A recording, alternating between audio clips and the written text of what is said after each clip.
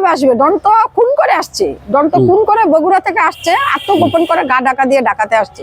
ডন একমাত্র সালমান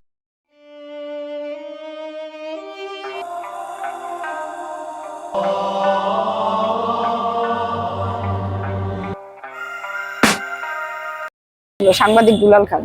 হ্যাঁ, যেটা একই সেম কোশ্চেন যেটা দুলাল খান করেছে, এটা আবার সালমান শাহর ভাইয়ের একটা পোস্ট আমি ফেসবুকে দেখলাম, সে ডনকে সন্দেহ করছে যে সব কথা ডন লাগিয়ে দিত। এটা নিয়ে কি বলবেন? ডন লাগিয়ে দিত এই কারণে, ডন নিজে, আমি সামিরার মুখে শুনেছি এই কথাটা, সামিরা যখন শিপন রায়ের ইয়েতে News 24-এ ইয়ে দিতে আসছে, ডনকে ওনারা কেন সালমান শাহ চাকর বলে? ডন তো সেই সময় খুব পপুলার একটা ব্যক্তিত্ব ছিল, ডন তো হিরো হতে এসেছিল, লাস্টে ভাগ্য ভালো না হয়ে গেল ভিলেন।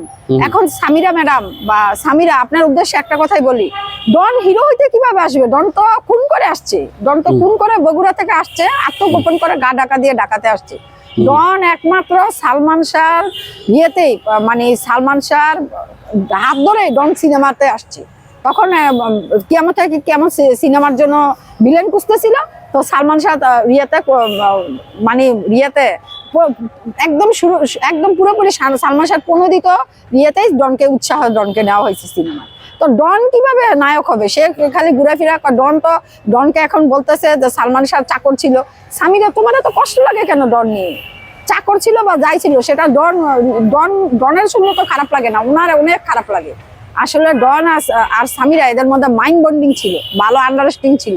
আপু, একটা কথা ভাইরাল হয়েছে ফেসবুকে দেখলাম, ইউটিউবেও, সেদিন যেদিন সালমান শাহ খুন হয়, সেদিন যখন শাবনূর শুনে, শাবনূর তখন ডলি জোহরের সাথে ছিল, সে যেতে চেয়েছিল, ডলি জোহর যেতে দেয়নি, হয়তো কোনো ঝামেলা করবে এই জন্য। এটা নিয়ে কি বলবেন? আটকায় রাখছিল, সেটা নাকি পরিচালক ওই যে এতেশাম নাকি নিষেধ করছিল যে ওখানে যে ওকে কোনো মতেই যেতে দিবে না। আর সামিরার শাবনূরের মারও নিষেধ ছিল। আমি এটা বহুবার শুনেছি, ডলি জোহর আইসাই, ডলি আন্টি আইসা এটা বারবার ইয়ে করে, উপস্থাপন করে যে আমি তো তখন নুপুরকে, শাবনূরের নাম নুপুর, ভালো নাম নুপুর, পরে তো এতেশাম ওনার নাম শাবনূর দিয়েছে। সব নায়িকাদের নাম স দিয়ে শুরু করেছে, শাবনূরের নামও শাবনূর দিয়েছে, যেন উনি ওনাকে আনছে সিনেমা জগতে।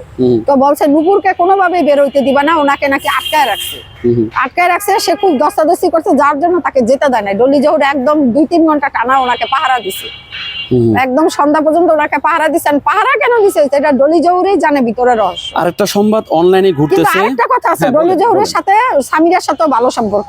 সামিরাকে সে বৌমা বলে, যেখানে একজন খুনি সাধারণ সবাই সামিরাকে কালনাগিনী খুনি বলে, সেখানে ডলি জোহর সামিরাকে বৌমা বলে।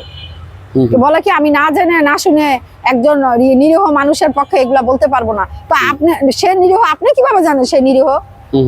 এটা তো আদালতে এখনো বিচারাধীন, আদালতে দাঁড় করানো হয়েছে, এখনো তো মানে সে যে হত্যা করছে বা হত্যাকাণ্ড, প্রত্যেকটা জিনিসের সুনির্দিষ্ট প্রমাণ আছে। আর আমরা তো দেখি নাই তাকে কেউ ফাঁসির রিয়াতে ঝুলতে। তা আপনি তাকে নিরীহ বলেন কিভাবে?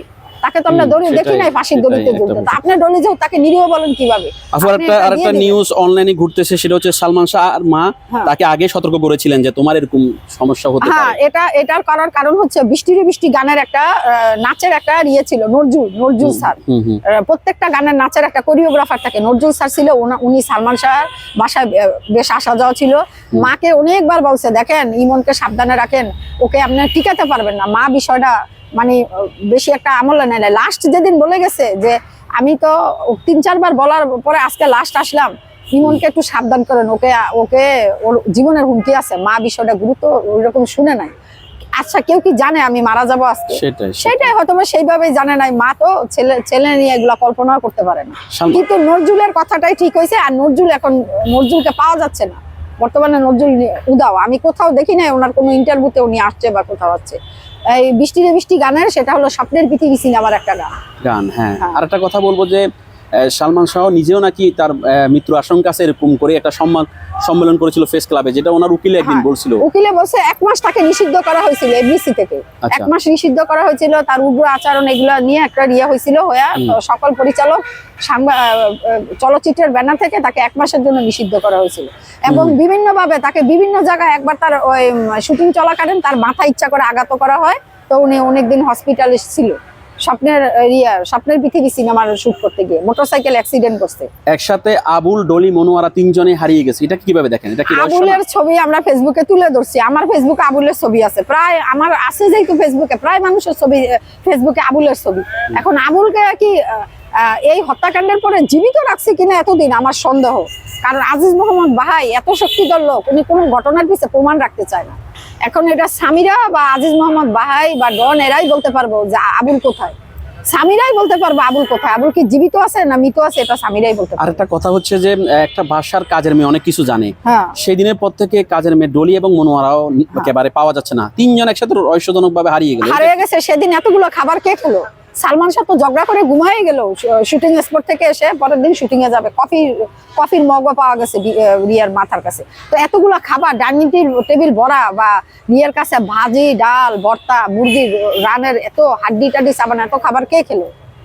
এত খাবার কি কাজের মহিলারা খাবে? কোনো একটা বাড়িতে এইরকম একটা অ্যাক্সিডেন্ট হয়েছে, মানুষ মারা গেছে, সেখানে কাজের মহিলারা কি বসে বসে ডাইনিং টেবিলে খাবে? আর লাকিজ বটি এত ভিজা কাপড় আসলো কোথা থেকে? বডি, দড়ি, ওই দড়ি কি সালমান শাহ ওই দড়ি হঠাৎ করে পেলো কিভাবে? আমি আরেকটা কথা বলবো এখানে থামিয়ে আপনাকে, আমাদের আরেকজন সিনিয়র আর্টিস্ট অভিনেত্রী কাকলি ম্যাম একটা প্রশ্ন করেছেন, আমি যখন তার ইন্টারভিউ নিচ্ছিলাম, যে মানুষ আত্মহত্যা করে সেন্টিমেন্টাল ভাবে, তখন সে চিন্তা করে না দড়ি কোথায়, রশি কোথায়, হয়তো বা অন্য দিয়েও আত্মহত্যা করতে পারে, কিন্তু সালমান শাহ একেবারে ঠান্ডা মাথায় দড়ি কিনে নিয়ে আসলো, কেউ দেখলো না, এইভাবে কি ঠান্ডা মাথায় আত্মহত্যা করতে পারে? আমি কাকুলি ম্যাডামের ওটা ভালোভাবে শুনছি, আপনি যে নিছেন আমি তা জানি না, এখন শুনছি। এখন কাকুলি ম্যাডামের উদ্দেশ্যই বলা, ম্যাডাম খুব সুন্দর কথা বলছে।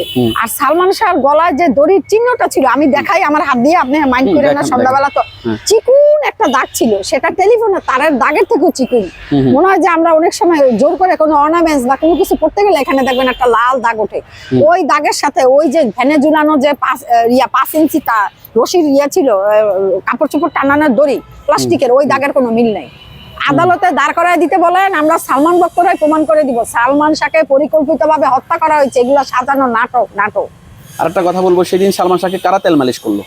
সালমান শাহকে সামিরা বসে বসে তেল মালিশ করছে। শুনেন, এই যাবত কোনোদিন শুনছেন একটা ঘরে একটা লোক যদি রশিতে জ্বলে, সেই গড্ডার অবস্থা কিরকম হয়ে যায়? আপনি চিন্তা করেন, আপনার রশিতে, আপনার ঘরে আপনার ওয়াইফ রশিতে জ্বলছে বা আমার স্বামী রশিতে জ্বলছে, সেই অবস্থায় সে কি কাকে বলবে? পুলিশ প্রশাসনকে ভয়ে বলবে যে আমি নির্দোষ, আইসা দেখে যান সে মারা গেছে, বা তার বাবা মাকে বলবে।